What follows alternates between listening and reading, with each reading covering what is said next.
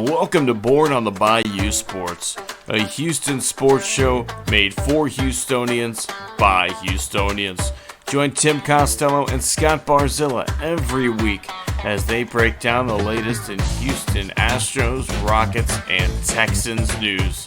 Tim's a former minor league broadcaster, and Scott has written 2 books on the Baseball Hall of Fame. Yeah, if Javier could get it figured out, it would make things a lot easier because he was that guy everybody was counting on this year to be a Cy Young candidate, take that big step forward and help anchor this rotation with Fromber. Since he's come to Houston, you can look at the development of guys like Carlos Correa defensively, Jeremy Pena defensively. I mean, you can Alex Bregman's, certainly I think a better than average third baseman. And now you're putting teams in 3rd and 8, 3rd and 7, 3rd and 9. Now here comes Will Anderson. Pin back your ears, let's go. So if you're Bayou born and bred, or just like spending time in the H, sit down, relax, and stay Houston strong.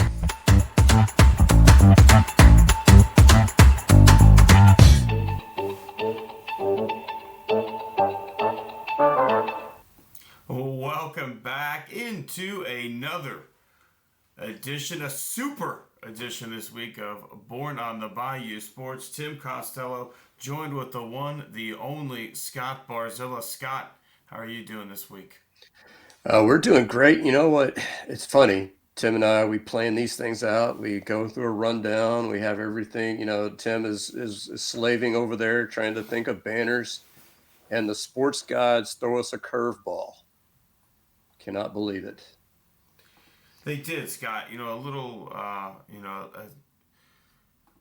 little tip and a little preview of what we have behind the scenes. Yeah, we had to make a last minute change because we have, I was going to go Super Bowl first, but you mentioned it. They were calling a,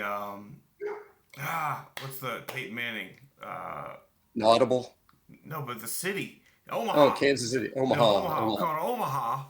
And, we're going to start the show off talking about the fact that something we had always dreamed would be a possibility is now a reality. Jose Altuve is going to be an Astro for life, Scott. And that is something I don't know if he ever thought it was a possibility when he was being told to leave the first tryout he ever went to. But now here he is, a chance to finish off what has started as a Hall of Fame career and to finish it off in Houston in an Astros uniform, to never have to go anywhere else. That means everything, in my opinion.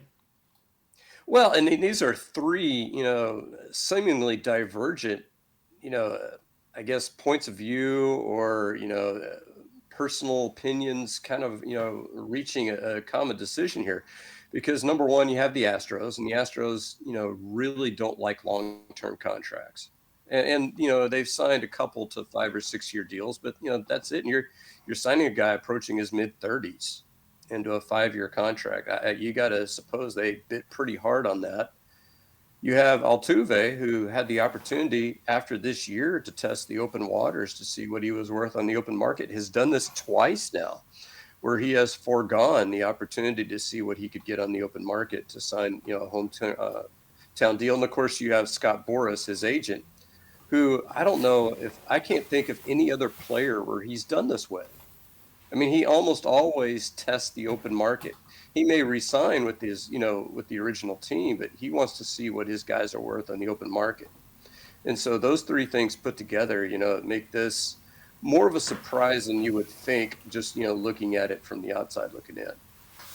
Yeah, I think from a personality wise, Jose Altuve might be one of Scott Boras' favorite clients, but from a making him money sense, I don't understand why Jose Altuve has Scott Boras. Do you? Because I feel like he's done 2 back-to-back team-friendly deals, and that kind of goes against what Scott Boras is known for, at least, or it goes against what we've seen from Scott Boras in the past, where he tries to claw every single dollar out of people. But the way that he let the Astros structure this deal, which is something that you specifically called out to me, Scott, where the last 2 years theoretically where he'll be his most unproductive. I don't know if I agree with that, but in theory, um, are his least expensive years. He's making 25 million and then $10 million in the last year of that deal. The last year could be the best value of the whole deal, depending on how he holds up, right? So, I don't know, Scott. From a marketing perspective, that last year of the deal, I feel like could be flirting with some milestones if we're knocking on wood and no injuries bearing and all that other stuff. But do you remember how they marketed Biggio's Chase for 3,000? It was everywhere. You had to have a ticket. Everybody was picking the day that it could be, and I know I've talked about it on either this show or a previous show where I had, unfortunately, the day after his 3,000th hit because no one thought he was going to get 5 hits in a single game. But with Jose, if he's only making $10 million and you're funneling people to the ballpark, at least just from a business perspective, that's a great investment. Well, and let's not put the cart in front of the horse on things like 3,000 hits. I mean, that's we have no idea. He just cleared 2,000 this year, so I mean he's going to have to remain productive and healthy, and so the deal, just so everybody understands, starts in 2025. So really, he's an Astro for the next 6 seasons, if you want to boil it down. So could he get 1,000 hits in 6 seasons? Of course he could. I mean, he's done that before. But let's not even go there. Let's say that this team's championship window stays cracked open for another 2 to 3 years. And that last year of that contract, he's going to walk away. I mean, think about how guys like Miguel Cabrera were this past season when everybody knew he was walking away. David Ortiz during his last season, Derek Jeter and Mariano Rivera in their last seasons. I mean, just a huge, huge draw, not only in Houston, but all the way around the league. And so you can market the heck out of that, whether he's at 2,900 hits or 2,600 hits. Because to me, out of all the Astros that we have, he is the one guy that we currently have other than Justin Verlander, who is an absolute first ballot Hall of Famer. I mean, there's no denying that at this point.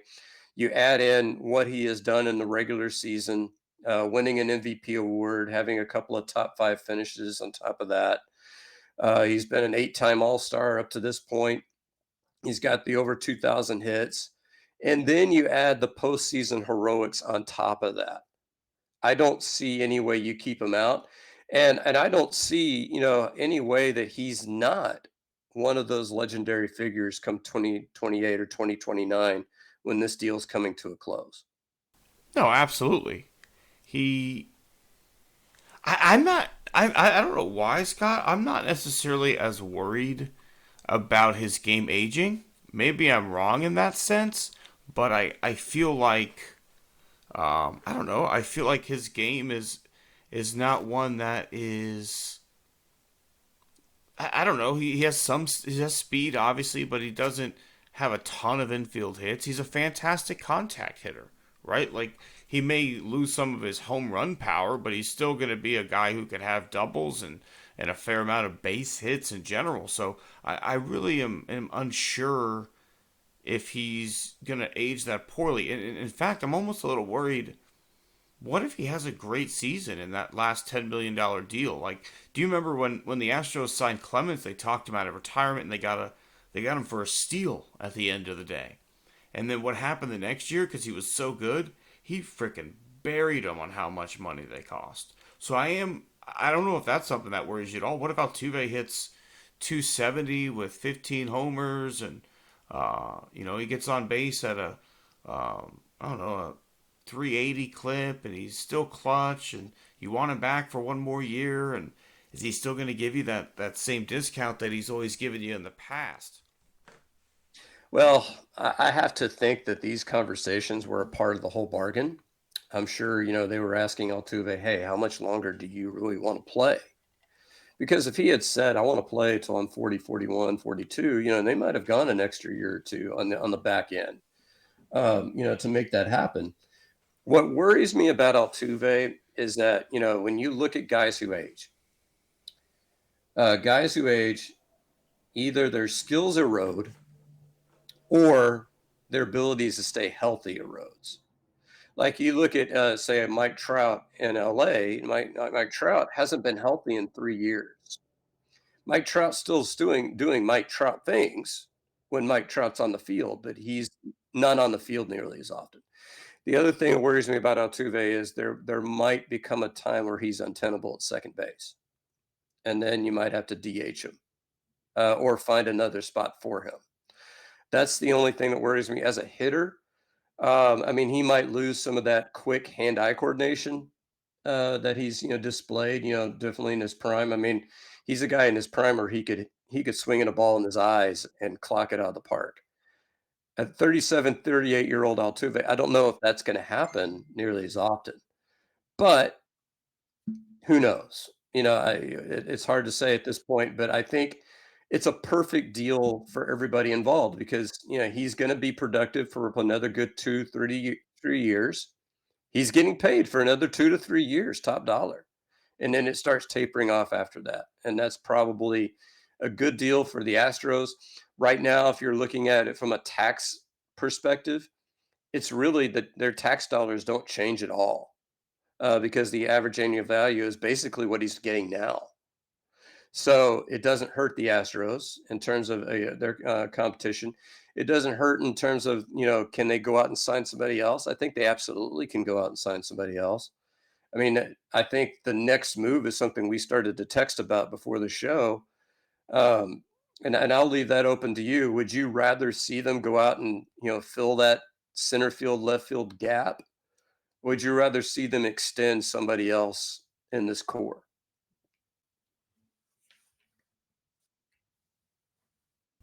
I'm a little torn because I really do like the move to go get Cabbage, the new I'm sorry, the new, I guess, left fielder or center fielder, or depending on where you're gonna play him. But I really like him. I think he's gonna be a good ball player. I think there was some article that was written yesterday or today where Dana Brown said he's kind of just a couple adjustments away from being a really good baseball player. And he showed 30-30 power and speed at the AAA level, which, okay, it's not the major leagues, but it's also not nothing. So I think I'm hoping we struck gold there with our hitting instructors, and then that allows you to extend Kyle Tucker, to extend Fromber, to extend Bregman, maybe. I'm curious if this move with Altuve, maybe him and Bregman have a conversation and say, "Hey, man, let's finish this thing off here."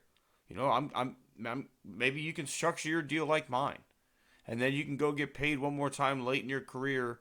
If you think that you want to ring chase like maybe like an Evan Longoria and go play veteran somewhere. But I'm really hoping maybe come spring training we get one more extension through. I think they're going to be a little hesitant on Fromber because he was so up and down last year. I think the smart money's on Kyle Tucker, but I think if you can find a way to extend Alex Bregman, you have to do it.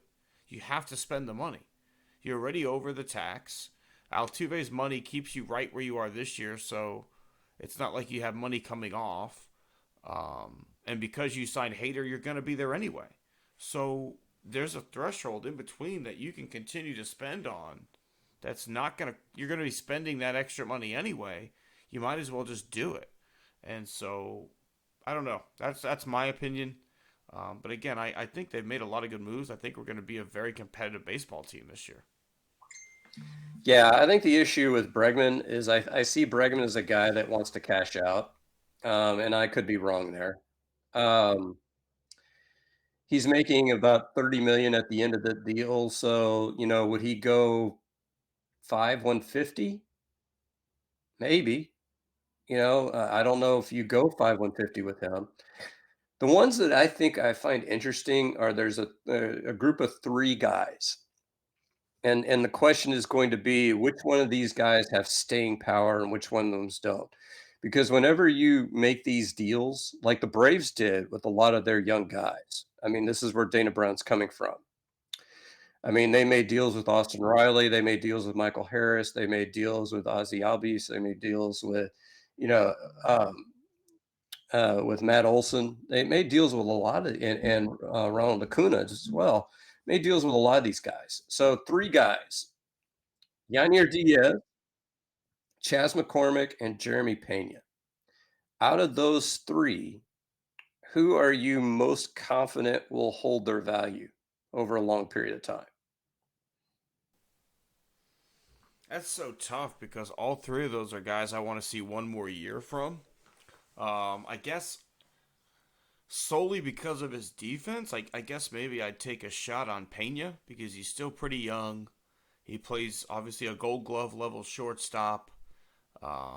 Takes care of himself physically. Like it's not like he's um, a guy who got to the big leagues and slacked off. You know, he definitely takes care of himself. So I think out of those, I'd like to do that one. Yainer scares me. Actually, you know what? I'd feel comfortable with Chaz as well because as I actually I sit here and think about it, trying to talk myself out of it, saying I need one more year from Chaz. Chaz has gotten better every single year he's been in the big leagues. When you look at his first year here, he was like, okay, here's a guy we should give some more playing time to. Then we go and win the World Series. Chaz basically took over the position, played a very good center field in the playoffs, had some clutch hits. Um, then comes back this last season and played to me what is at all star level caliber. I know he wasn't on the All Star team, but like you take Chaz's numbers at the end of the season and put him in a scrambled hat and say pick out the All Star without the name on it, his name's going to get picked quite a few times in that collection, right? So I'm loving the progression of Chaz. So maybe out of those three, I'd go Chaz and Pena. Maybe Chaz the biggest yes. I mean, we got to remember Yeah, Scott Yanders never even had a full season as the guy, and I yeah, think that's I true. think if you look back on the Astros history, there's a guy on this roster and there's a guy who I've invited on this podcast who both signed long-term extensions um, before. I'm sorry, there's a guy who signed a long-term extension on this roster, and there's a guy who turned one down, who we invite on this podcast, who didn't pan out in both ways. Singleton signed that $10 million deal before he ever even got to the majors, and Jared Kozar turned it down and flamed out in the majors. And so I wonder if the Astros are a little bit more hesitant after those two specific deals. I know it may be different, um, different GM. That was Lunau versus that might have even been Ed Wade at that time, but um, we'll see. I think that was Luno. Was I I think that was think it was Luno, but Lunau. I think it was Luno in the beginning. But here's the thing, and when you're looking at all these guys that sign contracts, they are absolutely all of them in the same boat that what you just said. And they're guys that, geez, I'd really like one more year. And what you're looking at is you're looking at signing them for less than their absolutely top peak value. So take a look at I'm sure you saw Bobby Witt's deal with the Kansas City Royals. Perfect example. I think it was 11 years, 288 million. If Bobby Witt continues to play baseball like he did in 2023, he's a 40 or 50 million dollar a year guy. But they got him for But he's a also little over like a 20 million. top two draft pick. Like I think that Yeah, makes it a different no, situation because yeah, you no. projected this guy to be the future of your franchise. He showed you that he can do it at that level. Okay, let's lock him up now to let him be that face. He's young. I think Chaz is a guy who's grinded his ass off the whole way through. So it's like, are we sure we want to pay this guy? Is he going to continue to do it? Yiner's a catcher who's only had 50 starts in the big leagues, and Pena went from almost hitting 20 homers to not homering in the last half of the season. So, yeah, Oh, yeah, it's a different scale. I mean, none of these guys are $20 million guys. Like the question is like if I could give you Pena, let's say at 770, would you do it? I think so. That's I that think we're gonna that's get to what the I'm thinking. point. I think we're gonna get to the point where $10 million is kind of the going rate for a 250 hitting shortstop who plays that level of defense, right? Like at the end of the Yeah, I day, mean that. let's say at the end of the day you can get Omar Vizquel level offensive production. Let's say he pans out to be Omar Vizquel, a guy who stays healthy and plays a great shortstop up the middle and hits in the high 250, 260s with not a ton of pop. Let's say that's just what he is. That's probably a $10 million player nowadays. Oh yeah, and the guy I compare him to, at least when he was healthy, is Anderson Simmons, is a Sure. guy that I would compare Pena to. Playing in And Saudi really, Arabia now. when you look at when you look at say a Chas McCormick, maybe he's been in there one more year, so maybe you go like 672, maybe $12 million a year. And the thing is what you're doing is you're gambling that he's going to be average, because an average baseball player, if you're playing every day, is worth $12 million. Now, where the gamble goes wrong is it goes wrong. Singleton is a great example of a gamble that went wrong. Remember, they tried to pay Matt Dominguez. He turned that down. Thank God he turned that down, as it turned out. But what you're afraid of is what the Rays are now in the situation with Wander Franco, because Wander Franco is a guy that has that huge contract that they gave out, and I don't know if he's going to play baseball anymore. I mean, he may Yeah, find but he's himself also in a not going to see a Dominican. dollar of that money. Well, yeah, but what I'm saying though is that you're worried about the other end. I don't think with those two guys. I think Diaz, I agree with you, was too early. I think Diaz, you need another year out of. But with Pena and McCormick, what you're worried about is, are they going to give you what you have gotten the last year or two? Because I think Pena has shown, even this past season with his offensive struggles, if you want to put that in air quotes, he was still about a 700 OPS guy. And I don't know if he was playing gold glove quality defense, but he was definitely at very worst above average. You give me an above average fielder and an average fielder, that's an above average baseball player. Above average baseball players, if you're telling me $10 million, sign me up.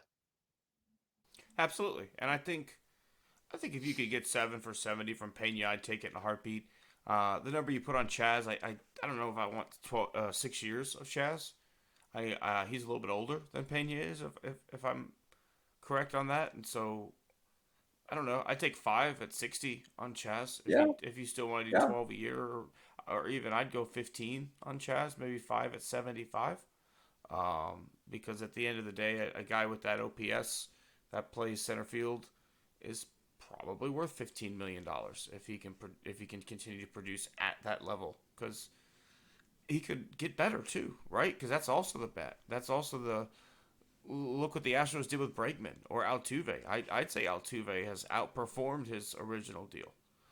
I'd say Bregman bought out his arbitration years and probably played right at about the value of that contract, because he's had some MVP quality years. He had a couple down years, and he had a pretty damn good year last year. He was a top 5 third baseman in the league last year when you look at the defense combined with the offense. So I think that deal was probably perfect total number wise. There may have been a season where he's overcompensated, a season where he's undercompensated, but at the end of the day, but I think the Astros are going to be a little scared of that. Like, look what happened with Lance McCullers. They went ahead and gave the good faith long term deal to Lance because he loves Houston, wants to be in Houston. He went to them and said, "I want to be here long term. Let's work this thing out." And the next thing you know, Lance hasn't pitched in 2 years, or he's pitched barely in 2 years, and so I don't know. They probably were a little bit scared of that. Yeah, that's why I don't think Framber is a good bet there. I think they're going to stay away. And also, they gave Christian Javier, I don't know if it was a hefty extension. I think it was the kind of extension like we're talking about. It's a guy that if he kept performing like he did in 2022, the contract they gave him was going to be a steal. Well, you still got another 4 or 5 years left.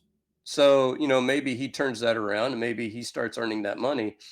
I think the second element that people kind of forget on these things, and this is particularly when you start getting into Bobby Witt territory, is we can't account for the rate of inflation of baseball salaries over a span of a decade. And so right now, if you sit there and you look at Jose Altuve as a 25 or $30 million player, right now, that's marquee money in 2024 dollars. What is it in 2030 dollars? I don't know. I mean, if rate in baseball inflation, like if you look at it just from a payroll perspective, if you go flat out 20 years ago, 2004, the height of the Drayton McLean ownership, we got Clemens, we got Pettit, we've got Bagwell, Biggio, we've got Berkman, got all those guys, Oswalt. Their payroll, yeah, their payroll is about half of what the payroll is today. So if you think over a 20-year period, everything doubles. So in a decade, you add 50%, that turns a $240 million payroll into a $360 million payroll. Suddenly, somebody making $30 million is not that big a deal anymore. And that's, the other thing that people have to consider. No, I think that's certainly a great point, Scott. It's a smart play if it works out in your favor, especially if you can bet that inflation is going to rise and this is going to be a good deal down the line. It's but that's every free agency deal too. For every for every Justin Verlander that's worked out seemingly or swimmingly rather, you've also got the often lauded New York Mets and Well, Bobby Bonilla, but Bobby Bonilla, right? Like people laugh about paying that guy for years, right? So you just don't want to be that guy who's a laughing point. Although the Dodgers are going to be that laughing. The Dodgers are going to be making fucking payments for years. Well, what's hilarious is that I went to a Sabre convention. Scott Boras was the keynote speaker, and I used a guy. He brought up a guy. Both of us are pretty avid Immaculate Grid players on Baseball Reference. By both Tim of us, you mean both you and I. Yes, and Tim usually beats me. He beats me because his knowledge of 2000 2010s baseball is superior to my knowledge of knowledge of who played for who really. But he was telling us a story about the very first free agent that he had. Scott Boras was a minor league baseball player who I think he just wanted to help out, a couple of people with contracts. Have you heard of a reliever named Bill Caudell? No. Of course you haven't. And here's basically why. Bill Caudell, he came up, I think he bounced around the league, and he was with the Blue Jays, and one season had like 20 saves. And so Scott Boras negotiates like something like an 8 or 9 year contract for like then $5 million a year for Bill Caudell. And this is back in the 80s. So you can imagine what $5 million would be worth today. I mean, that might be Josh Hader like money. He was washed up immediately. And Scott Boras in his way, and it was a great deal, and it worked out great for both teams. And I was like, worked out great for both teams? What the fuck are you talking about? Nobody's heard of Bill Caudell. And I had to look up his Baseball Reference, and I was like, you lying sack of shit. It wasn't a good deal for both teams. But that's part of the gamble. I think everybody makes those gambles. And you got to think the Braves, with the amount of talent that they have over there, inked to very team-friendly deals. I mean, that team's going to be a juggernaut. And everybody's looking at the Dodgers. The Braves have the best offense in baseball, hands down. And I mean, it's somewhat close if Ohtani does what you think Ohtani can do, but I mean, and that team is not paying near the amount of money that the Dodgers are paying because they signed all those guys to long-term deals before they were great. No, you're right, and I think that was Dana Brown's MO though, right? Like Dana Brown got Ozzie Albies Even at the time when Ozzy Albies signed that deal, people freaked out because it was well below market value. I believe Acuna's locked up long term. I Hmm. believe Michael Harris is locked up long Austin term. Riley, I believe Austin Austin Riley, Riley, Max Olson, Fried. Um, Olson. I think Murphy too. yeah, so that's their mo, and so far it's worked out for them. You know, and all these prospects have panned out. So you tip your cap, and you know that you're going to see the Braves for quite a long time. With the Dodgers, they just have the money to spend, right? But I think they spend a lot on pitching. Like, yes, they have some offensive firepower, but like they signed every freaking pitching piece you can imagine. Clayton Kershaw signed back with them again today. They've just got arms out the ass, and so we'll see what the I can't remember the name of the Japanese pitcher that's coming over. Um, Masataka, yeah, something like that. I we'll see. You know, if as advertised. But there you go. Right, that's another guy that you're buying basically sight unseen. You've seen Japanese competition, but like you've never seen him besides the World Baseball Classic face American lifestyle, American baseball. It's different. It's different life over here. So, um, for every Japanese player that's come over and succeeded, there's a Kaz Matsui, there's a Kosuke Fukudome. You know, there's plenty that didn't make it.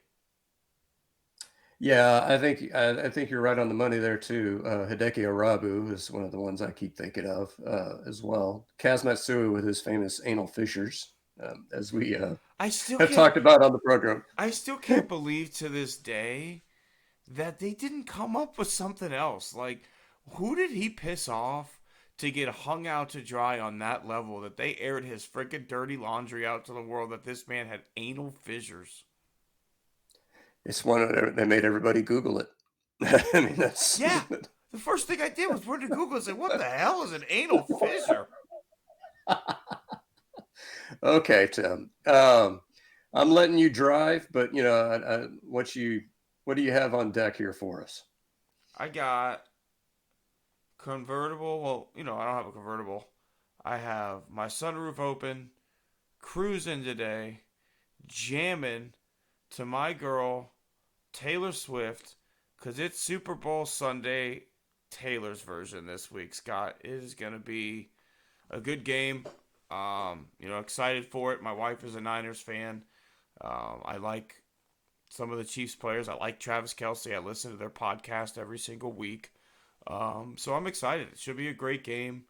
Um, I don't love the negativity that Taylor gets for just being a fan of her boyfriend, but I do love seeing her having fun and watching the game and being a positive role model for my daughter. And um, I, I I think it's gonna be a great week. But I did want to.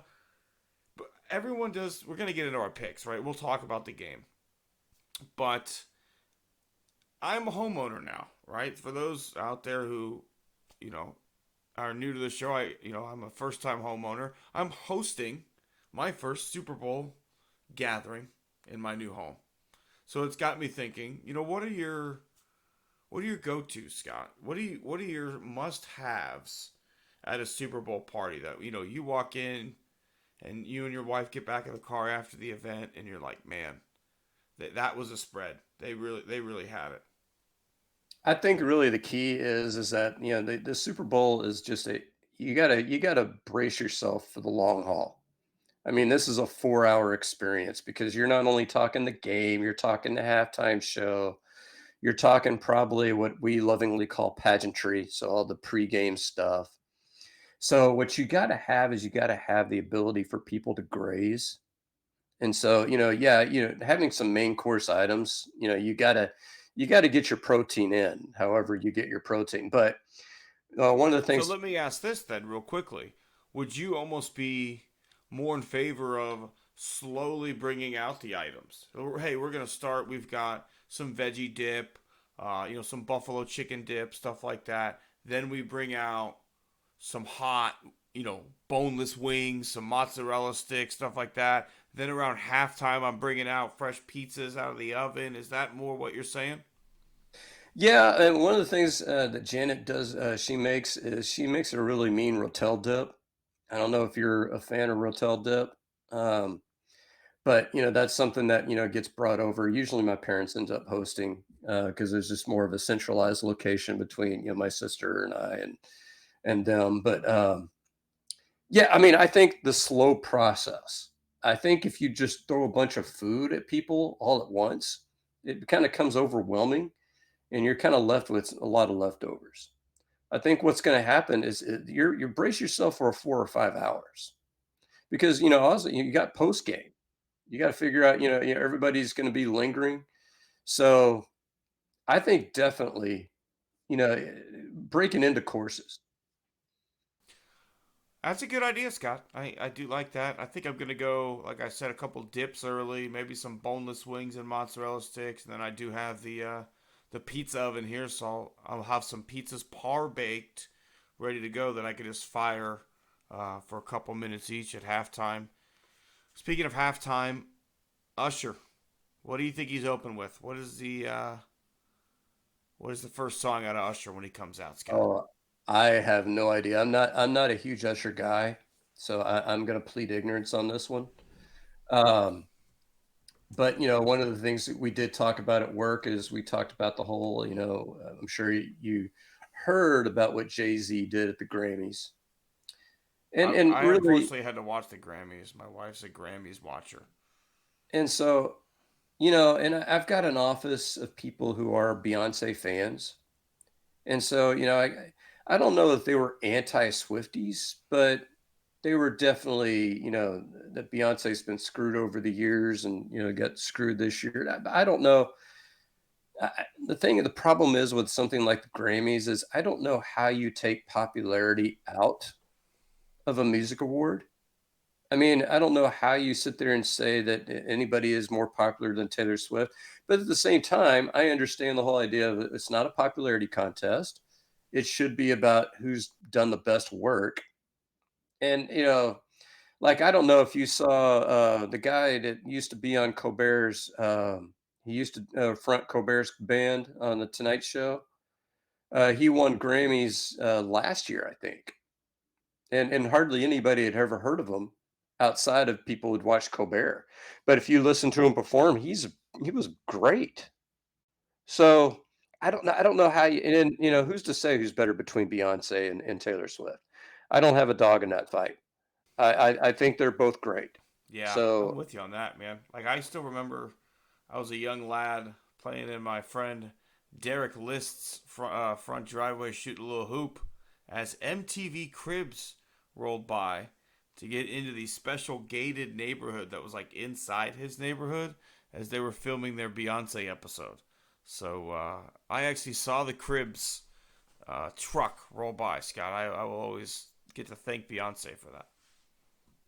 yeah, and I've got a teacher I work with who's like hugged Beyonce. I mean, so she's like a huge fan. Did you She see goes what to she was every one of the wearing? She was rocking the cowgirl get up pretty hard at the Grammys. Beyonce is a national treasure, Yeah. an absolute national treasure. Foxy So Knowles, as they called her in I, Austin Powers 3. yep, I'm not. You cannot get me to say one negative word about Beyonce, but you can't really get me to say a negative word about Taylor Swift either.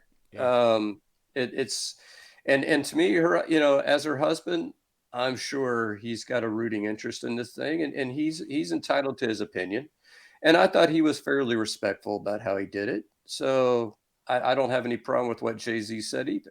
Yeah, I think Jay Z is pretty well spoken. I thought his hair was questionable. I told my wife he looked like Predator, but it was I don't know if he thinks he looks good, more power to him, right? Because his whole speech was about like be you unforgivingly, right? Like he got up there and talked about like the grind and being you. So maybe I shouldn't talk shit about his hair because that's him being him. But for me personally, I couldn't pull that off. 6 degrees of Kevin Bacon here. You realized who one of the principal actors was in the movie Predator. Carl Who, Weathers. yeah, we lost him this Mm. week. I Um, dedicated my round on Sunday to Chubbs. yeah, he was, and arm in arm with that alligator in heaven. I mean, that was a good. A good ending I to that just watched movie. all the Rocky movies, and still I think my favorite, since we're getting off topic anyway, my favorite Carl Weathers performance is Arrested Development. I don't know if you've ever watched the show, Oh yeah, yeah. but for Oh those yes. who haven't, he's Tobias's acting coach, and he's cheap as shit the whole time. Like he's collecting leftover bones to make a stew, and he's just like ripping Tobias off left and right.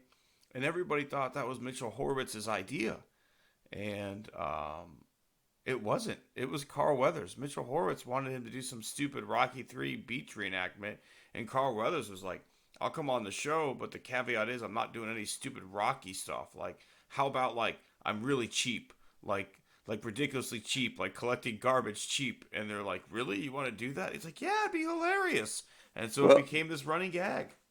before we get to our picks, the great story I heard about him this week was he was actually a fairly accomplished actor before the He was first an NFL. Rocky. He was an NFL linebacker.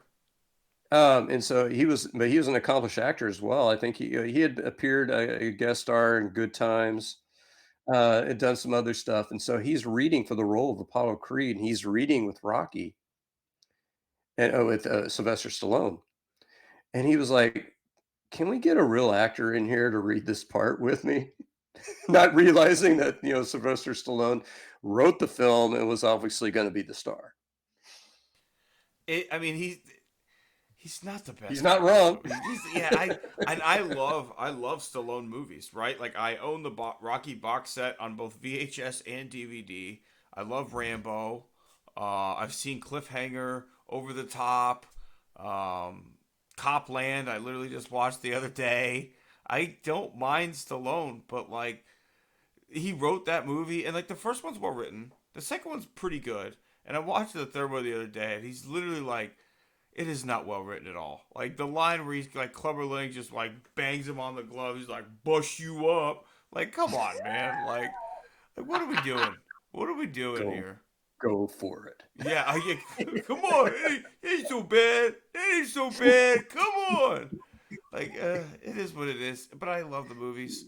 They always hold a Yeah. special place. I didn't get to do it this year.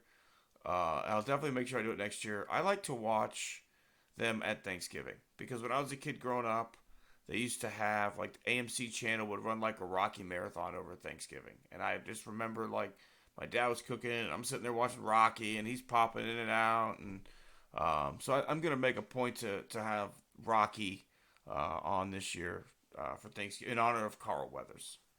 Yeah, it sounds like a plan. But back to the Super Bowl, Scott. It should be a great game. I think a lot of people think it's like 49ers defense against the offense of the Chiefs, but realistically, the Chiefs defense fantastic. The Niners defense is also pretty damn good, but they have weapons out the wazoo. Kyle Shanahan, with 2 weeks, I have no doubt he can drop a fantastic game plan. If you look at the last two times these teams matched up in the Super Bowl, I think if Purdy's the quarterback then instead of Jimmy Garoppolo, the 49ers win that game. Garoppolo absolutely cost them that football game. Missed several throws late. So I think it's going to be, the last time I made a prediction, I said it was a one-score game. The Texans got blown out. I think this is going to be a one-score game. I think it's going to come down to the kicking game. I think it's going to be a 24-21 type of football game. I think there's going to be a couple turnovers here or there, but I do think the Niners get this one. I think the defense is going to be overwhelming, um, and I just think it's going to be too much for that Chiefs offensive line, which is kind of beat up right now. I think the thing that I like about the Niners at this point is, I think a lot of people will look at these last two games and say that they should have lost both games to the Packers and to the Lions. And you can certainly make that argument, but I'm going to look at it from the positive perspective. This is a team that got punched in the mouth twice, by the Packers and then by the Lions, and they came back and won those games. And so that makes me feel better because, if for some reason the Chiefs go off, let's say in the first quarter, I don't think the game's over. I think, the 49ers have shown that they can score points in bunches. And You're absolutely right about the difference between Garoppolo and Purdy. I think, Purdy makes those throws where Garoppolo doesn't. I think He kind of the reminds Chiefs. me. It kind of. I didn't mean to interrupt, or I guess I did, but it kind of It kind of Yeah. reminds me of like Favre, where he's just got the balls to let it rip. I think Garoppolo is so hesitant with everything, where Purdy just kind of just says fuck it and throws it up because he knows he's got elite talent all around him. He's going to give his guys a chance to make a play for him. Well, you got to remember Garoppolo. They got into that game with him throwing what 8 passes in the NFC Championship game. So that's a team that won in spite of their quarterback. Purdy, and he made some questionable throws early in that game last week. But my God, some of that. So he was running for first downs. And then he had that one where he just kind of tossed it in the air, and was it Ayuk that jumped up and grabbed that ball? It was like an 8 or 9 yard pass. It wasn't a long pass, but it was ridiculous. I think the difference between these two teams is Purdy versus Garoppolo. I think is the difference on the 49ers end. But this Chiefs defense is better than that one that played in that game 4 years ago. And I think that's the big difference in this game is the Chiefs defense has shown up in this playoffs. And they've had to win three, fairly tight games, and that no, that defense has shown up each time and has done enough to stop three pretty good offenses. No, they absolutely have. The Dolphins are the top yardage offense in the NFL, and I wonder if maybe the weather had a lot to do with stopping that offense. Also, it seems like they were frozen from the moment they got off the plane, but they went in and they did a great job against Josh Allen, and they did an even better job against Lamar Jackson. He was unbelievably confused for a majority of that football game. So you definitely are going to see, I think, some turnovers in this game when you have a guy like Brock who is willing to let it rip, and I think he is a guy who will turn the football over early in the game. Um, because I think sometimes he's a guy who you can fool him early in a football game with some coverages, but he will learn from his mistakes. And the Niners just seem to have an ability to flip the momentum on a switch, right? Last game it was the catch off the face mask, which people can complain about, but at the end of the day, if he doesn't catch it, they're not going to pick that flag up, and it's a pass interference at that same exact spot. So like it is what it is. But that play right there, the momentum switched on a dime in that football game because the very next possession they get a turnover, they get the score. Next thing you know, they're on top. So the Niners just have that ability to just right when they need a turnover, they find a way to get one. It's been the MO all playoffs. They did it against the Packers as well. There were times in that game where you're like, man, the momentum looks like it's changing here. Really, really could do something, and boom, they pick them off or they turn them over. And so that's what they've done all season. That's what they did all playoffs, and I hope to see that continue. My wife is unbelievably supportive of my love of the Astros. When we won the World Series in 2022, she immediately hopped on and ordered me a championship shirt. So I'm very much hoping I get to do the same thing for her this year with a Super Bowl champion shirt for her team. Yeah, I think I'm picking the 49ers in this one because what I'm thinking is that when you're looking at it from as great as the Kansas City Chiefs defense has been, they have to absolutely stop Christian McCaffrey. And it's not that, stopping Christian McCaffrey will shut down the entire 49ers offense because they still got Debo Samuel, they still got Ayuk, they still got um the tight end slipping my name. Kittle. Yeah, Kittle. They still got those guys, but if McCaffrey's cooking and you got those three guys, who do you shut down? I mean, you maybe okay, take Debo Samuel out. Okay, great. You still got Ayuk and Kittle. You take out Ayuk. Okay, you still got Debo Samuel, still got Kittle. Okay, we're going to take away maybe two of those guys, but you get one of those guys is going to burn you. If McCaffrey's going, you cannot shut down this offense. You can't. And what the 49ers have shown is that unlike say the Texans or other teams that we watch, they will continue to run them at least, 15, 20 times, whether he's working it or not. And McCaffrey has shown the ability of when you least expect it, he breaks one. And so I Kind of think like that's going Barry to be the Sanders in that way, right? Where 1 yard, 2 yards, -1 yard, 2 yards, 50 yards, right? Because he just lulls you. Like you think you have him, and he makes one guy miss, but everybody's at the line of scrimmage, and he's gone. Yeah, and that's where I think that's going to be the key to this game, is that McCaffrey is going to make one play or two plays that Kansas City just simply can't account for. Because if you stack the deck against McCaffrey, you're screwed. You're absolutely screwed. Because yeah, maybe you get pressure on him, maybe you get him to make a mistake, but somebody in that receiving core is going to be running free. And and and I don't know that you want any of them running free. I mean, any of them can burn you at any time. I think you're absolutely right on that. But to me, it really comes down to this.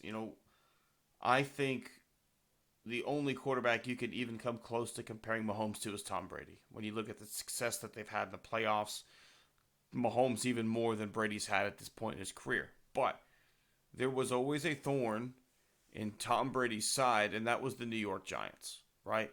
And why was the New York Giants the thorn in Tom Brady's side? It's because they got pressure up the middle and they could rush with four down linemen, and they didn't have to bring a blitz to get past rush pressure.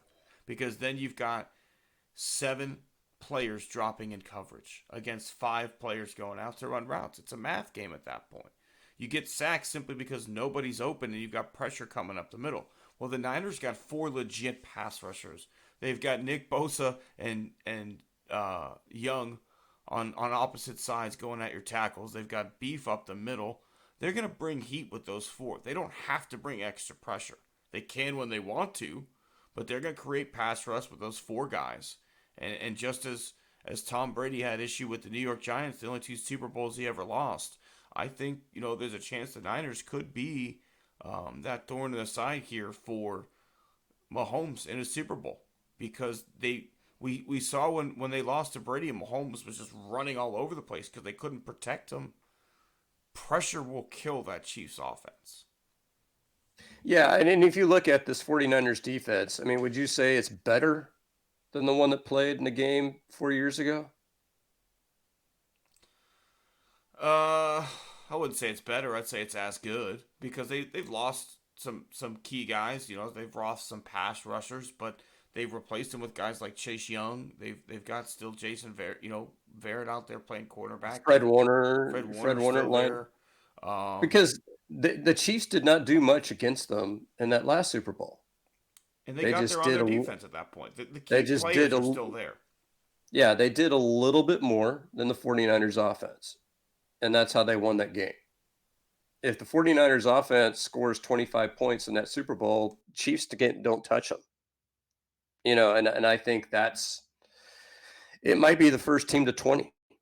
That might end up being the way this game goes.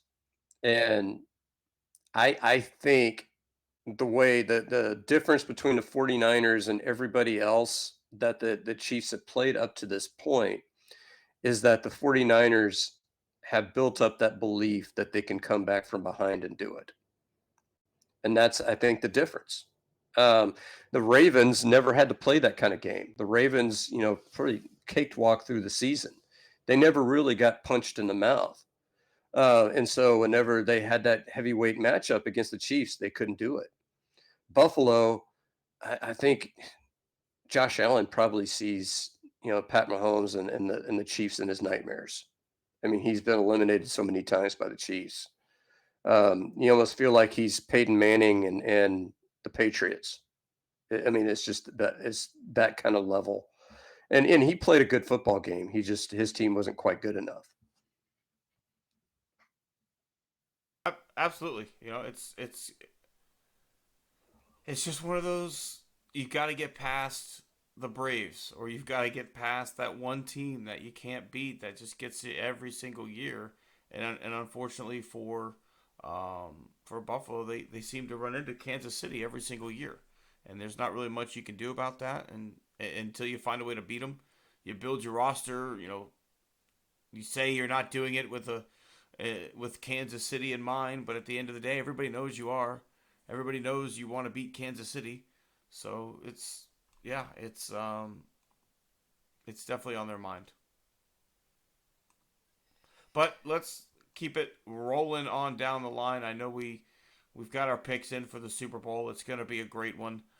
Speaking of being great, Cam Whitmore, Scott, has been playing up to tonight, not as good today, but he's been playing some great basketball. Coming into tonight, his previous five performances, 19, 20, 17, 25, and 14 points. Guy's been putting up some numbers. You had mentioned him as possibly a six man of the year candidate.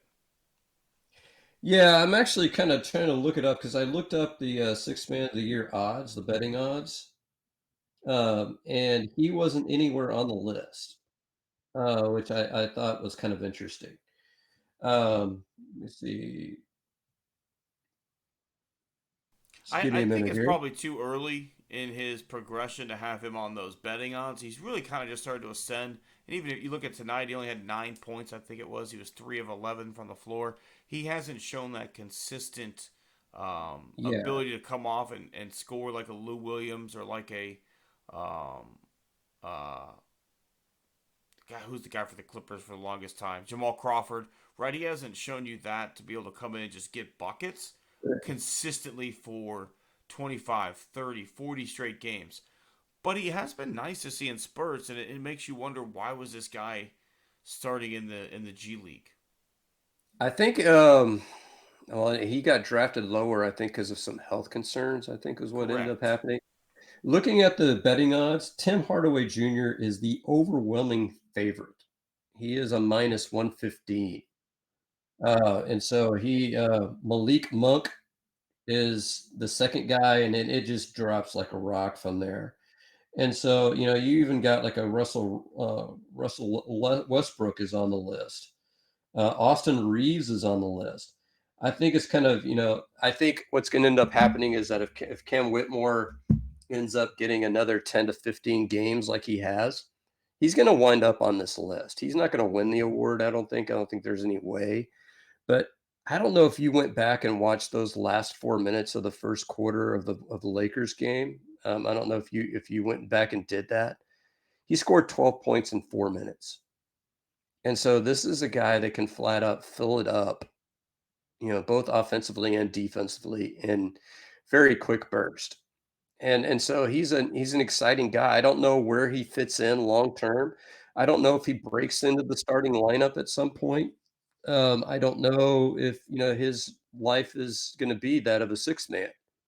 But for right now, I mean, he might be an X factor for this team, and that's particularly true as we mentioned off air.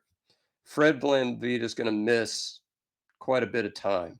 And so you're going to have Amon Thompson jumping into the starting lineup as the point guard. And so you're going to need a third guard to take some minutes. And that might be Cam Whitmore.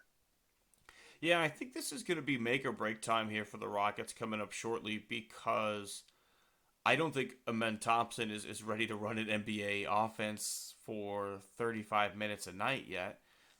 He's not a good enough shooter. He's going to kill the spacing, and it's going to turn into what we had with Russell Westbrook.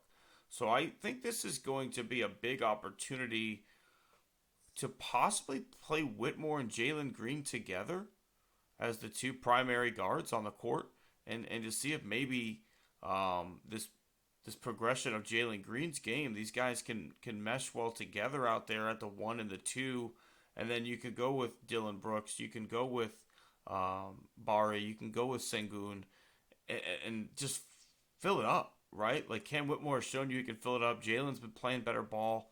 I wouldn't mind maybe seeing those two kind of share the ball handling abilities going forward while VanVleet is out, and maybe use this as a developmental opportunity to try and still get some wins, but also let these guys create a little bit of offense as well. Yeah, I really like Thompson. And I like what Adoku has done with Thompson. What Adoku's done with them, and they mentioned this on a couple of the different broadcasts, is they basically said Adoku told them, "Listen, you're not a shooter right now. That's not what you're good at. But let's do things that you are good at." And so he's played good defense. he's crashed the boards tonight. He had 13 points and 13 rebounds.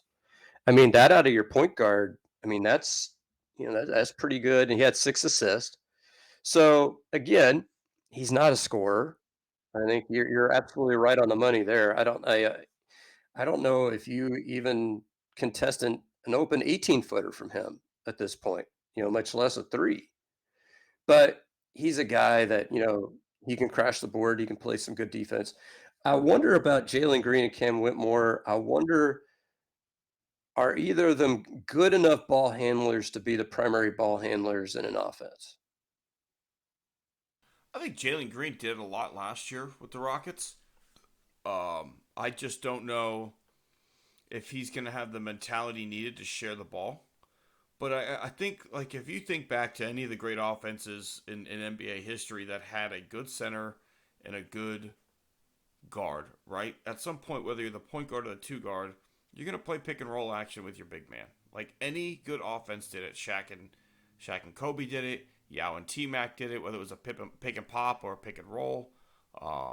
Dwayne Wade and Shaq did it wonderfully in Miami when they won a championship. When you've got a big man and a guard, when it's late in the game and you've got to go get buckets, you're going to isolate those two guys. You're going to take your two best guys and say, let's go get a bucket with our two best guys. So most of Sengun's touches come from Fred VanVleet calling for the pick and roll and getting him the ball either in the high post or rolling towards the basket. So I don't see why Jalen can't do the same thing. I just worry that how many shots is Jalen Green going to take if he gets the primary ball handling ability?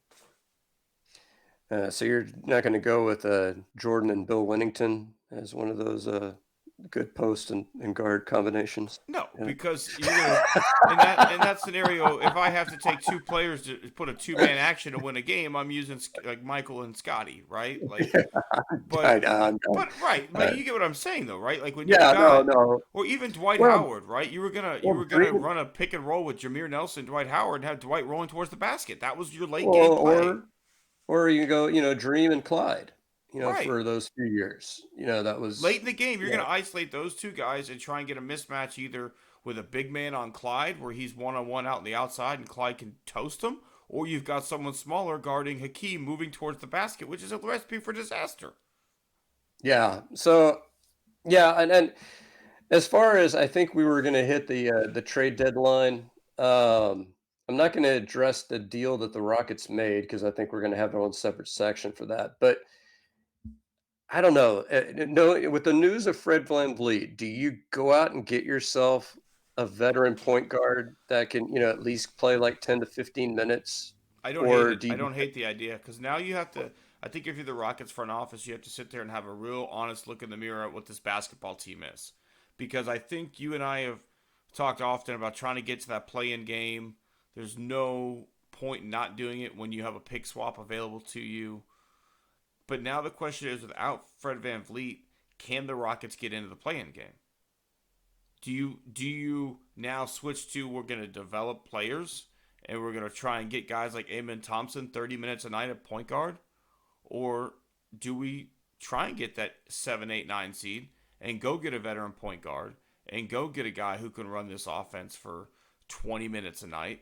And between him and Green and Whitmore and Thompson, you've got enough quality ball handling to get it done. Or does maybe a guy like Holiday steps up and plays a lot more minutes? I don't know. I'm in favor of going to get a guy if you're going to tell me that we're trying to go win right now. yeah, and I'm not even looking at a starter. I'm okay starting Thompson, but you I'm got to not. be able to. I But the thing is that it's kind of the same thing, the place where we were with Jalen Green before he started playing well. And that is you have to have somebody there who you can pivot to when he just don't got it. And there's still, I think even in this run, Green's had a couple of games where he hasn't had it. And, and Thompson, with his inability to shoot, there will be some nights where there's going to be some matchups that are just not good for him. And to have another veteran there, you can sit there and say, okay, you go out and play 25, 30 minutes tonight because, Thompson's just, this is not a good game for him. But then On another night, maybe there's a good matchup for him and he can play the 30 minutes. But to have that option is really what they need right now. Kyle Lowry just got traded off the Heat. He might be a guy that you can go and get. I know he's going to be a little expensive, but he's been in Houston before. The Heat were trying to make a move to get younger and make a playoff push, and he just wasn't as good this year. So he could be a guy who can give you 15, 20 minutes a night. He might be available after being moved and just for a pick kind of situation. He might end up being a buyout candidate. Yeah. And that might And be where the so, Rockets go too after the trade deadline. There's always buyout opportunities as well. yeah, and I think that's, Lowry's a guy that I think would be perfect for that situation. He's a guy who's been through the war. Do you remember when they signed Rod Strickland? Yeah. It was probably about two or three. He's kind of a Jake Taylor situation, Rod Strickland at that point. You wish you would have had him 4 years before that, but um, it's kind of the same basic concept that you just want a veteran. And I think that's what this team, if you had a steady veteran presence, just good enough to play me 20 minutes. I think this team is good enough to sneak into that play-in tournament. I tend to agree with you on that. I tend to think if you get the right guy in there, they could find a way. I just don't want to see him give up too much for a push this season when, this isn't a championship team this year. This is a team that could be a championship team down the line if with three or four different players. But I would like to see them, for the development of those young guys, make a push for the playoffs. And so if you could spend a second round pick and who's the small forward, Tate. If you could trade Tate in the second round pick and go get a point guard to give you 20 quality minutes a night, yeah, I'm fine with that. Yeah, and I think Rafael Stone, I think he frustrates me is that he tends to be transactional, and I've mentioned that word before.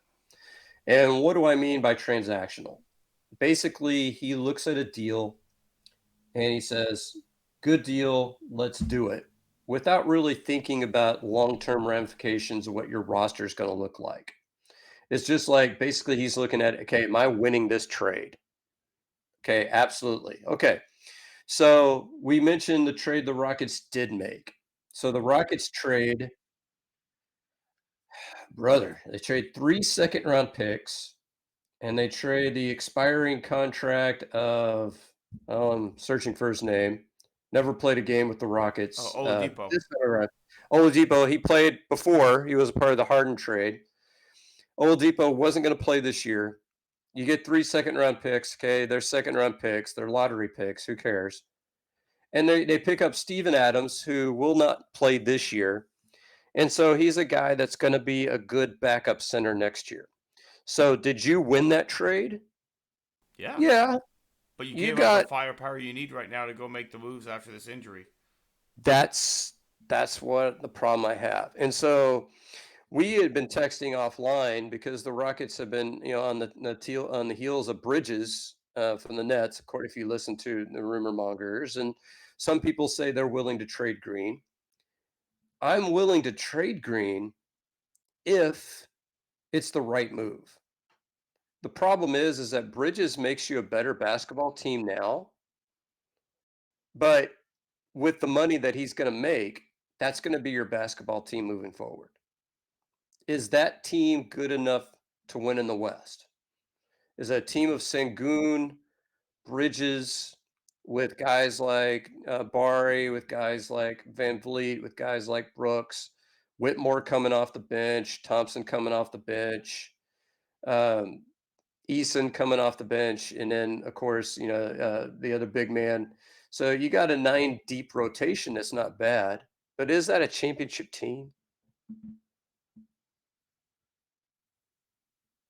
It's probably a 5th or 6th seed. Yeah, I maybe you're a top 3 seed if everybody plays the best basketball they can possibly play. But I mean, look at the teams that are out in the West that are defending champion Denver Nuggets with one of the greatest big men to ever touch a basketball. You've got an underperforming Phoenix team right now. You've got Golden State that no matter where they are in a seeding, they're going to be a threat in the playoffs.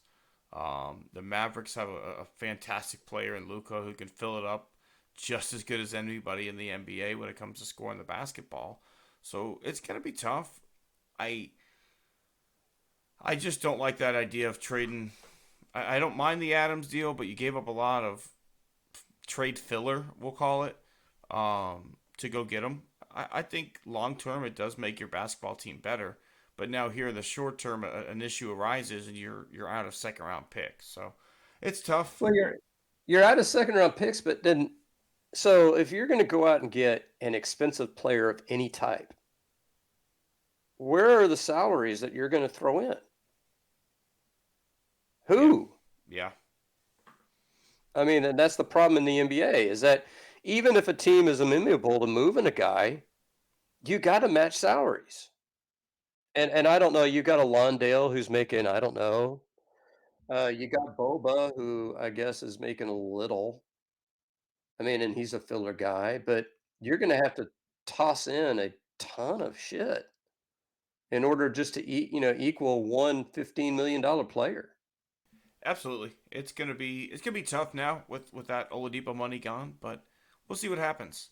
But Scott, you had a nice thought process on Dana Brown's move of keeping Altuve here long term, and I know that was going to be your tip of the cap this week. So why don't you take a moment and give Dana Brown the due that he is owed? I'm going to give the due to all three people involved in that conversation because, like I said, these are things that, number one, Jim Crane does not hand out long-term contracts like other teams do. I don't think he's given anything beyond 6 years. I think Bregman's deal was 6 years. I want to say Altuve's first deal was 6 years, but I could be wrong. But Altuve, I'm going to give the first tip of the cap to him because he's a guy that he could have balled out this year, and he could have stayed in Houston, but he could have put the screws to them, and he could have squeezed out a few more $1 million per year and really cashed out. He could have gotten as much as $150 million, in a similar deal if he balls out, stays healthy this year. He didn't do it. 2 times in a row, he's had the opportunity to go become a free agent, and he didn't do it. And Dana Brown, I hats off to you. The Josh Hader deal, we'll wait and see on that one. I think I like the deal personally, but I can get the concept where some people don't want to pay relievers that much, and I understand that. But Jose Altuve is, with all due deference to Justin Verlander, the most important Astro. He is the guy that really, he has been the straw that stirs this drink. And if you don't believe me, let's go back to Game 5 of the ALCS this last year where he wins it walking off. Let's go back to 2019 when he walks off the ALCS against Aroldis Chapman. I mean, let's go back to 2017 when he's winning the American League MVP award and having, 2 back-to-back in 16 and 17 brilliant seasons and being the guy beats out Aaron Judge for the MVP. And, there's a lot of people in New York who are salty about that. Sorry, sucks to be you, but, Altuve is easily a top 5 baseball player over the last decade in Major League Baseball. Easily. When you think about the success of the Houston Astros, and I think a lot of people outside of Houston try and deny that the Astros are, yes, a dynasty, and they are, folks. For those who try and deny it, the Houston Astros are a dynasty. When you look at the biggest moments of this Astros dynasty, Jose Altuve is at the center of almost all of them. And to me, the idea of seeing him in another jersey is sickening. We had to go see Hakeem Olajuwon finish his career with the fucking Toronto Raptors. Do you know what it was like to see? I mean, you do. You remember what it was like to see Hakeem in a Raptors jersey? Come on, I don't want to see that. Well, and that's a two-way thing, and that's where Altuve deserves a lot of the credit here. Absolutely, because Hakeem, that last year, he really came back. His last year in Houston, he had a good year, But you could tell it was like, I'm mustering everything I can to have a great year. He should have walked off into the sunset and said, "It's been a great career." He didn't. And I think this is where Altuve deserves, he and Brown both deserve the credit of looking at the total spanses of his career and going like, okay, what's realistic? I mean, he could have held out for 7 or 8 years, but that's not realistic. I think that 2029 season is going to be a right around when Altuve is going to start kind of petering out. And if he rides off into the sunset, I tip my cap to him because he's going to go down as the best Astro ever. Absolutely. Absolutely. Tip our cap to all three men who were willing to get it done. Altuve, at the center of it for willing to take that hometown discount, kind of taking the lead that Biggio and Bagwell sent as well. Bagwell easily probably could have got more money. Biggio as well, at different points in their career, but both chose to stay in Houston and make this their long term home. And again, can't even imagine Jose Altuve in another jersey. It pains me to see Correa come in that fucking Twins jersey because I thought he was gonna be our guy forever. So to have at least Altuve here, I tip my cap to everybody involved. But Scott, for every good guy, stylistically, you gotta have a bad guy. You can't have a good guy if he's got no bad guys to fight. So with that tip of the cap to the triumvirate that was the Houston Astros front office, Jim Crane and Jose Altuve, I know you've got a scumbag this week too. I've got a group. And so for those of y'all who followed us when we were the Snap Hook, what y'all realize is that, we began as a sports and politics show. And that's where we wanted to start. And we wanted to actually tie sports into politics and politics into sports. Then we kind of did it where we did like a political show and a sports show.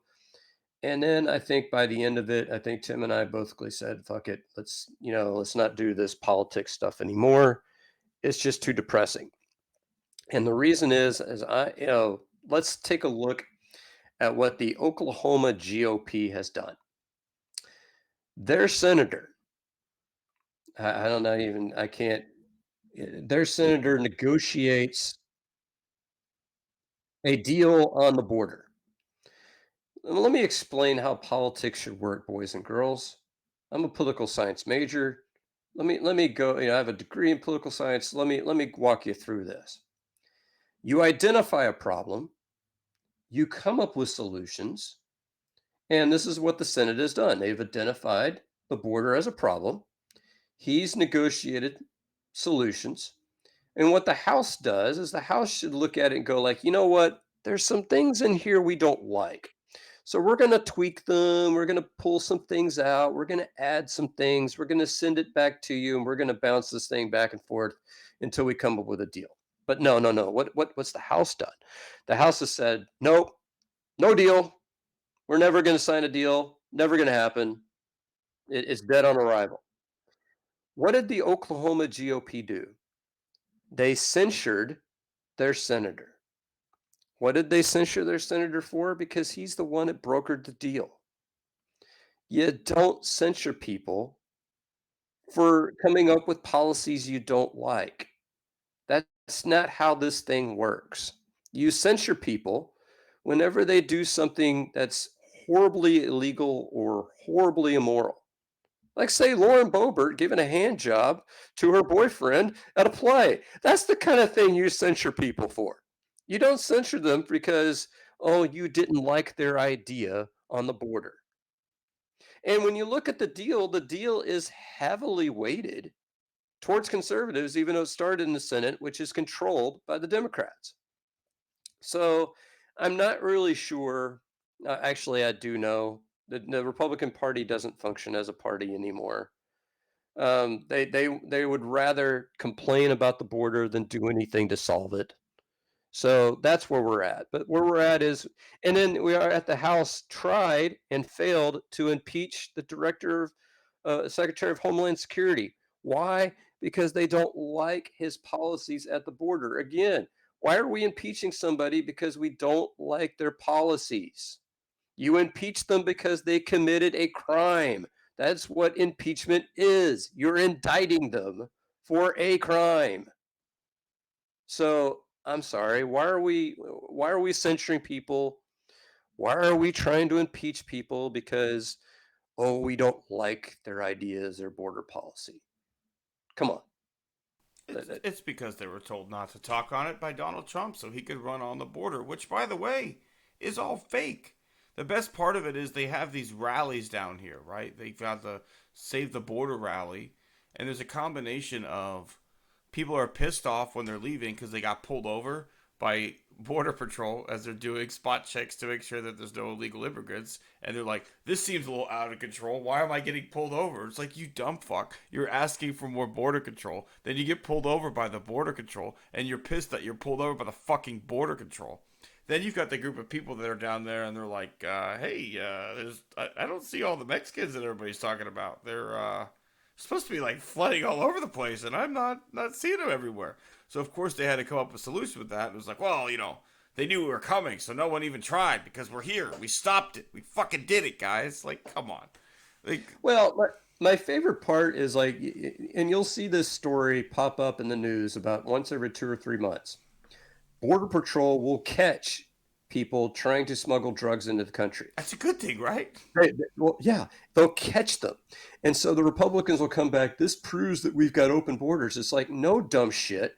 If you had open borders, there would be nobody at the border. Yeah, There would be nobody to catch them. I called my state rep to complain about the way they talk about the border, and she said something like, "We've stopped more fentanyl this year at the border than ever before. Where this is a problem."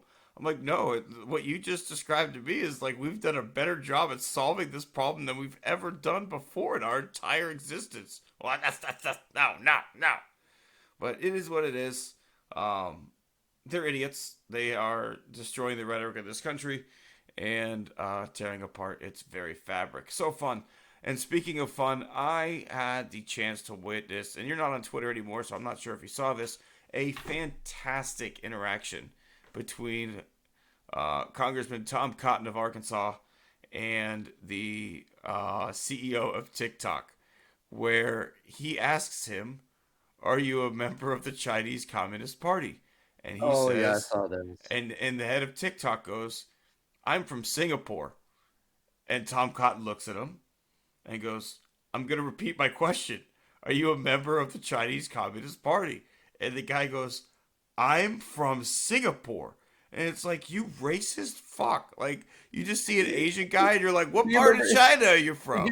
Do you remember that scene in King of the Hills, like first season when they first meet Khan? Yeah, they're like, what part They're of like, China are you what? Chinese or Yes. Japanese? But we're still Then you had- there. This dumb Then you had racist Cotton. backwood Then you had egg. Cotton of all people. No, he's Laotian, aren't you, Cat? But no, like, Tom Cotton is some dumb backwoods hick who can't figure out that there's more parts of Asia besides Japan and China. He doesn't understand that there's Vietnam, Cambodia, Laos, Singapore, Taiwan, all these other places that you could be from, be considered Asian, and not be fucking Chinese. You dumb racist idiot. So am I guessing that Tom Cotton's your scumbag, or Yeah. Yeah. did you have a tip of the cap this week, or are you gonna? I am gonna stay with the triumvirate that you mentioned. I'm so excited by the news that any minor tip of the cap that I had planned to give just seems to pale in comparison to anything that happened with Jose Altuve. Yeah, and I'm with you. I'm hoping there's another extension on the horizon. I don't know. Yeah, I don't know who that would be. I'm hoping for Alex Bregman because he's the guy that's closest to free agency. He's got one more year. It would be nice for this window to stay open for at least another 2 or 3 years, which it would if you were able to extend them.